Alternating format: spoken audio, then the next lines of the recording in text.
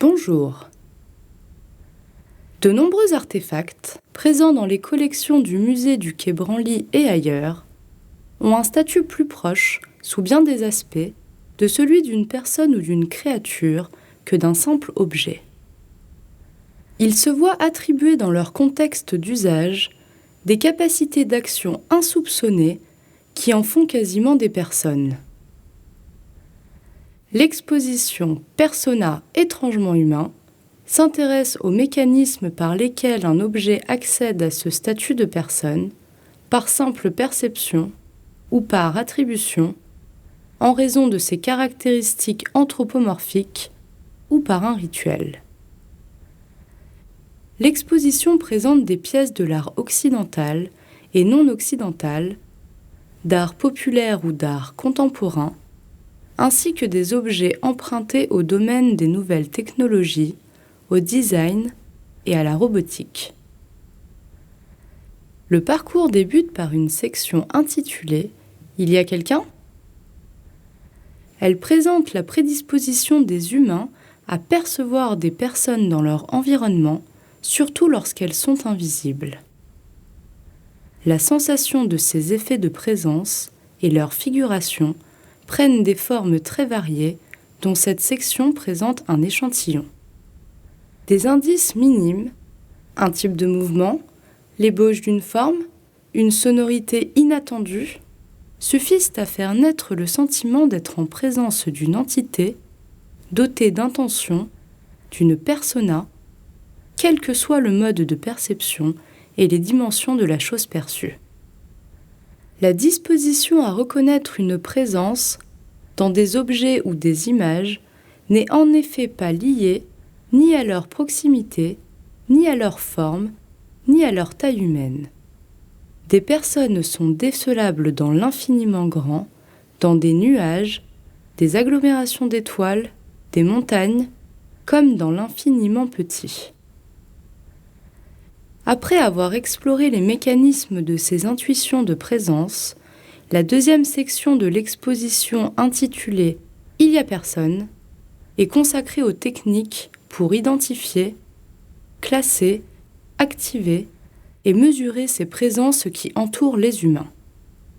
La nécessité de s'assurer de la présence d'êtres invisibles a suscité la production d'innombrables dispositifs et appareils pour les convoquer, les provoquer et communiquer avec eux. Plus ces entités se dérobent à la perception courante et à la captation par les instruments habituellement mobilisés dans la quête du savoir, plus elles supposent l'invention de procédés pour les détecter ou les matérialiser, comme en témoigne la multiplicité des techniques de divination, l'inventivité des expériences spirites ou encore l'équipement particulièrement fourni des chasseurs de fantômes. La troisième section vous emmène ensuite à la découverte de la vallée de l'étrange.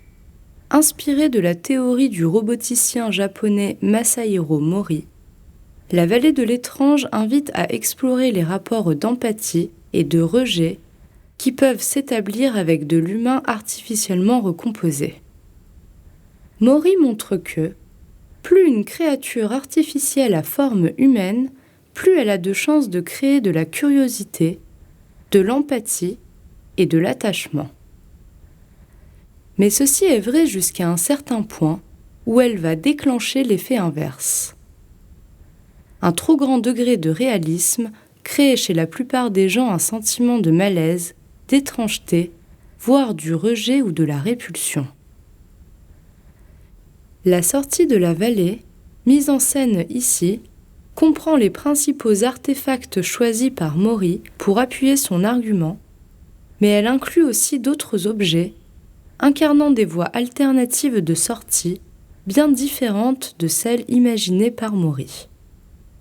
Enfin, la dernière partie de l'exposition vous propose de déambuler à travers les différentes pièces d'une sorte de maison témoin, dont chacune des pièces invite à se confronter avec une famille de créatures artificielles et de dispositifs pour interagir avec elles.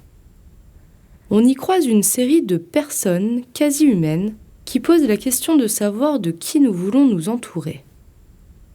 L'exposition permet ainsi de décomposer le problème des effets de perception de personnes en s'interrogeant sur les paramètres qui font que l'on perçoit une personne plus qu'un objet dans tel ou tel artefact et que l'on peut développer avec elle une relation particulière ou personnalisée. Bonne visite!